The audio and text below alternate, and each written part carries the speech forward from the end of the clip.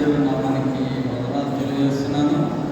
నన్ను నేను పరిచయం చేసుకుంటా మంచిదని భావిస్తున్నాను.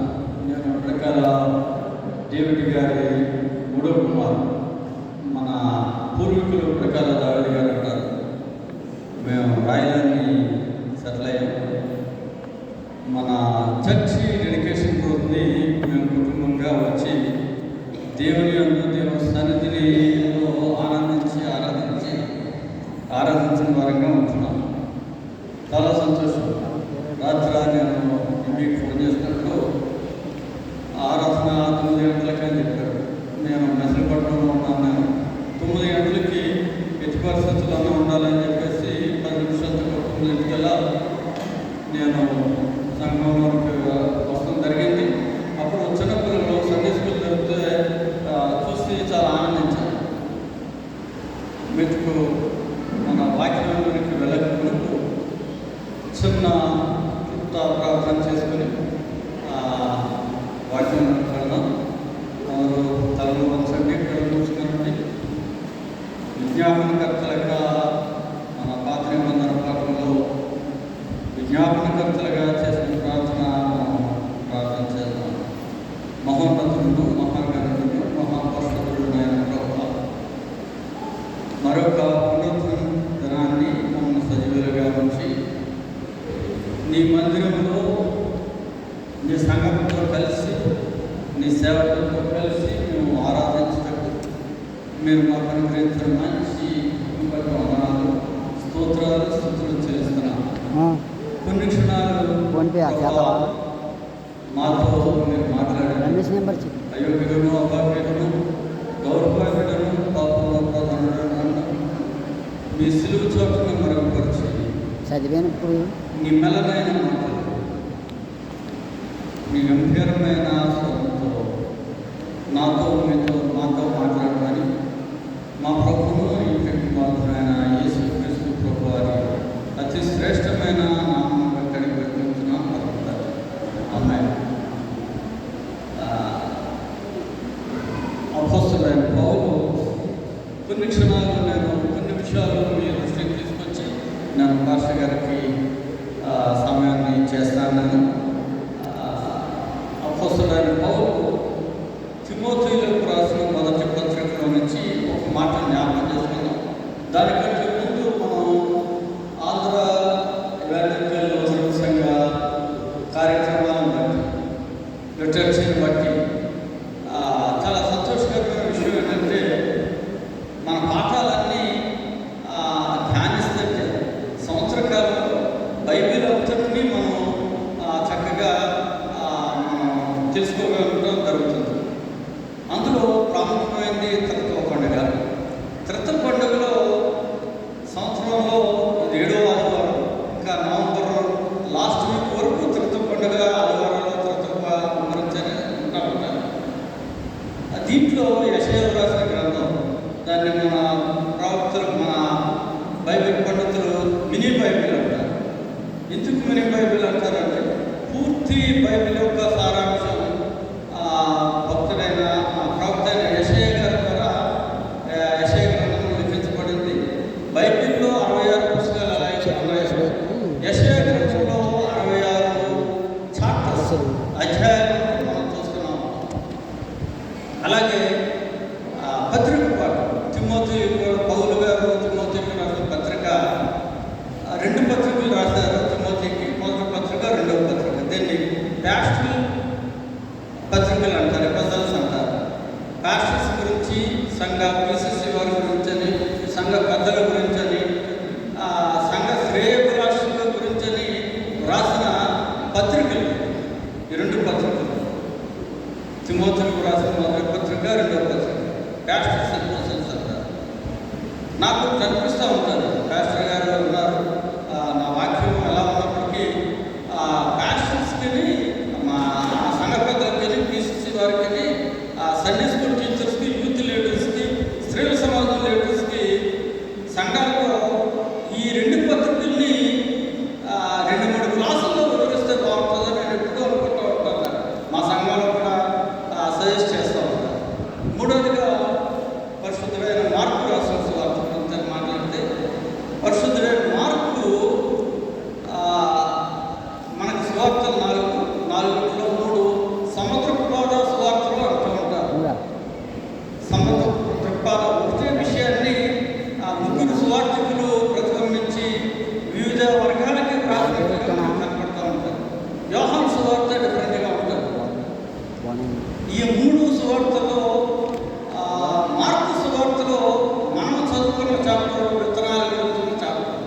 విత్తనాల గురించిన చాప్టర్ మరి ఏ ఇతర రెండు గ్రంథాలు, రెండు సువార్తల్లో కనపడదు. ఇట్స్ యూనిక్ టెస్ట్ అనమాట అండి. చాలా చాలా చక్కగా ప్రభు వివరించిన విధానాన్ని మనం చూస్తూ ఉంటాం. దయచేసి నాతో కలిసి తిమోతికి రాసిన మొదటి పత్రిక 6వ అధ్యాయం 6వ వచనాన్ని ఒకసారి చూద్దాం. బైబిల్స్ అందరి దగ్గర ఉన్నాయండి. ఒకసారి బైబిల్ చేతుల పైకి ఎత్తుదాం.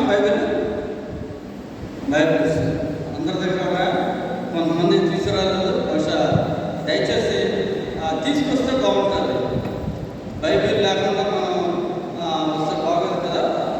దేవుని కృపకి మనం యోగ్యులుగా ఉండలేము. అందరం కలిసి ఈ మాట చదువుకున్నామంటే 6వ వచనం ఒకేసారి చదువుతాం.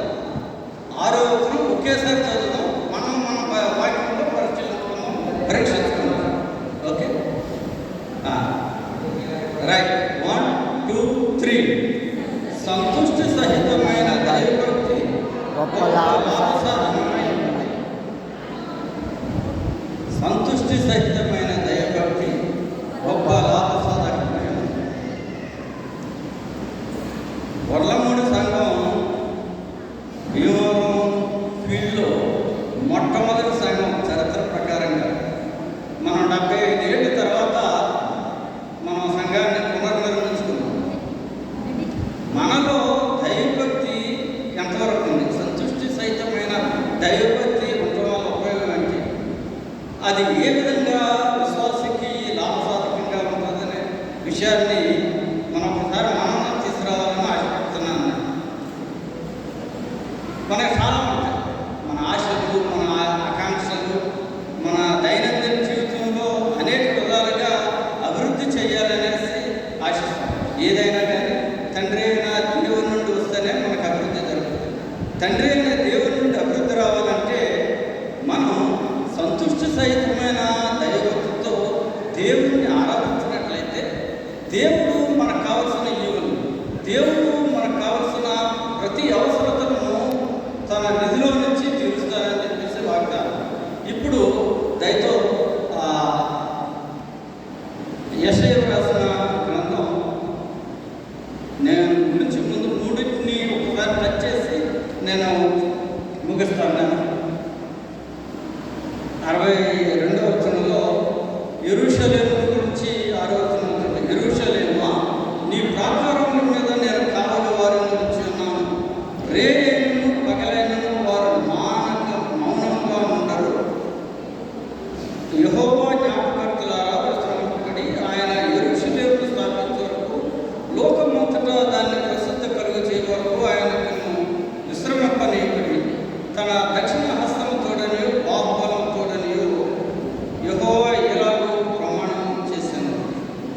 యెరూషలేమా, యెరూషలేమా, షాలేం, సమాధానం.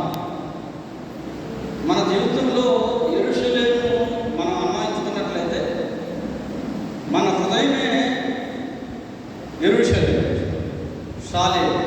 మన హృదయమే సమాధానకరమైన హృదయంగా మనం ఉండాలి. రెండోది, మన కుటుంబమే సమాధానకరమైన కుటుంబంగా ఉండాలి. అదొక యెరూషలేము. మూడవదిగా మన మందిరమే యెరూషలేము. ఎపిఫానియా లూథరన్ సంఘం గొర్లమూడి ఒక యెరూషలేము. ఎపిఫానియా సంఘంలో ఉన్న ప్రతి విశ్వాస హృదయము ఒక యెరూషలేము. ప్రతి విశ్వాసం యొక్క కుటుంబం ఒక యెరూషలేము. ఇప్పుడు యెరూషలేము అవుతుందంటే యెహోవా జ్ఞాపకర్తలారా, విశ్రమింపబడి ఆయన యెరూషలేమును స్థాపించే వరకు, లోకమంతటా దాన్ని ప్రసిద్ధి కలుగజేయ వరకు ఆయన విశ్రమింపని తన దక్షిణ హస్తంతోడని బాహువులతోడని యెహోవా ఇలాగూ ప్రమాణం చేశాను. నిత్యము నిరంతరము కావలి, నీ ప్రాకారం నేను కావలి వారిని ఉంచున్నాను. రేయి పగలు వారు ఎప్పుడూ కావలి కాస్తా ఉంటారు. ప్రార్థననే ఖడ్గంతో, ప్రార్థననే ఆయుధంతో దేవుని సన్నిధిలో సంఘమంతా కూడి ప్రార్థించినప్పుడు ఆయన కృప మన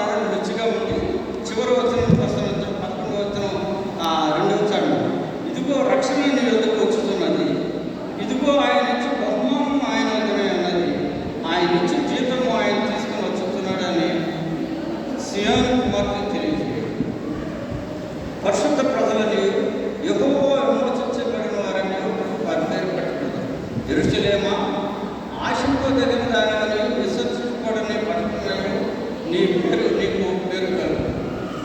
ఎప్పుడైతే నువ్వు దేవుని సన్నిధిలో ప్రార్థనలో ఉంటావు, అది సండే స్కూల్ అయినా, స్త్రీల సమాజమైనా, యవనస్తుల కొడుకైనా, పురుషుల కొడుకైనా, సంఘమైనా, నీ కుటుంబ జీవితంలో అయినా, నీ ఒంటరి ఆయన ఒంటరిగా ఒలివల పట్టకు వెళ్ళాను అని మన స్వార్థంలో చదువుతాం. ఆయన ఒంటరిగా ఒలివల పట్టకు వెళ్ళాను. ఆయన ఒలివల పట్టకు వెళ్ళి ఏం చేశాడు? ఆయన ప్రార్థించాడు. అలాగే నీ ప్రార్థన, నీ వ్యక్తిగత ప్రార్థన, నీ కుటుంబ ప్రార్థన, నీ సంఘ ప్రార్థన ఎప్పుడైతే విశ్రమించకుండా చేస్తావో దేవుడు నీకు అనుగ్రహించే రక్షణని నువ్వు చూస్తావు. మార్కు సువార్తికుడు చాలా అద్భుతంగా దీని విషయం గురించి మాట్లాడుతూ ఉంటాడు. మార్కు సువార్త 4వ అధ్యాయంలో విత్తనాల గురించిన సువార్తగా మనం చూస్తూ ఉంటున్నాం కదా. దాంట్లో ఆయన మనం ధ్యానించేటప్పుడు, వాక్యాన్ని ధ్యానించేటప్పుడు వాక్యం అధ్యాయం అంతా, లేకపోతే ముందు అధ్యాయం కూడా మనం చదివితే మనకు కొంత అవగాహనలో ఉంటుంది. 3వ అధ్యాయంలో యేసు ప్రభు వారు సమాజ మందిరంలో ప్రసంగించడం, తర్వాత కొంతమంది దర్శనం చేసి గృహాల్లో మాట్లాడటం చేసి, 4వ అధ్యాయం బిగినింగ్ గురించి చెప్తున్నాను. ఆయన సముద్రం తీరమున మరలా బోధింపనారంభింపగా, ఆయన సముద్రం తీరమున మరలా బోధింప ప్రారంభించగా, ఆయన నిత్యము ఆయన బోధ, ఆయన ప్రార్థన.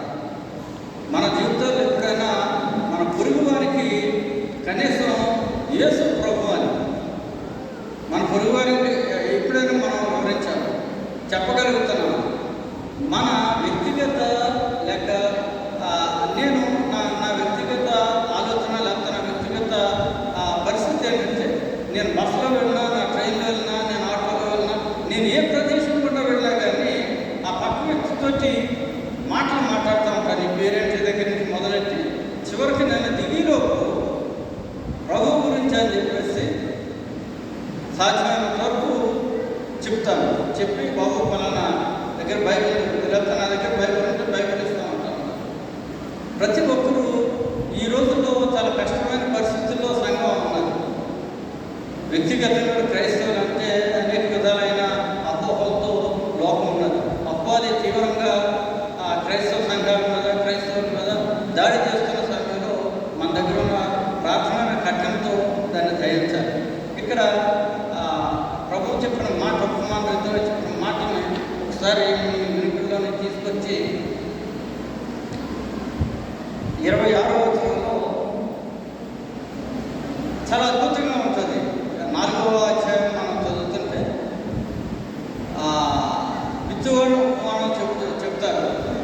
విత్తువాడిని గురించి వివరంగా శిష్యులకు వివరిస్తారు. అయితే అక్కడ మనం కనుగొనవలసింది, చూడవలసింది ఏంటంటే, అక్కడ కోతక రాదు పంట. కోత కూసినట్టు ఎక్కడ మీకు కనపడదు. ఈ 26వ వచనం నుంచి ఉన్న ఈ 3 వచనాల్లో ఉన్న సాదృశ్యం, లేకపోతే ఉపమానంలో ప్రభువు చెప్పిన మాట, ఒక మనుషుడు భూమిలో విత్తనములు చల్లి రాత్రి పంగళ్ళు నిద్రపోవచ్చు, మేలుకొనుచూ ఉండగా వానికి తెలియని రీతిగా విత్తనం మొలిచి పెరిగినట్టే దేవుని రాజ్యం.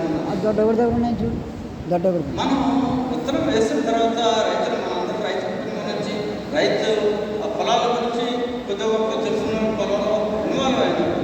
విత్తనం వేసిన తర్వాత, లేకపోతే మన పెరట్లో విత్తనం వేసిన తర్వాత అది ఎప్పుడు బయటకు వస్తుంది అనేది మనం కనిపెట్టాలి. దేవుని సృష్టి ఆ విధంగా పరలోక రాజ్యాన్ని గురించి అనుభవిస్తుంది. ఆయన ఏమంటాడంటే, అది మొలక వస్తుంది, వెన్ను పుడుతుంది, తర్వాత ముదురుగంట వస్తుంది.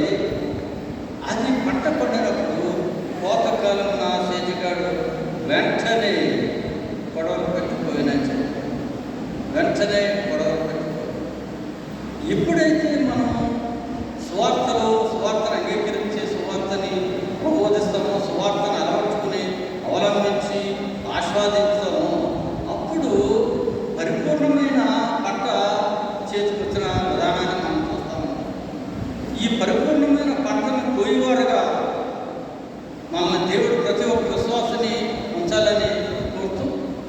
నాకు ఇచ్చిన సమయాన్ని బట్టి పాస్టర్ గారికి సంఘానికి వందనాలు చెల్లిస్తూ కొన్ని మాటలు దేవుడు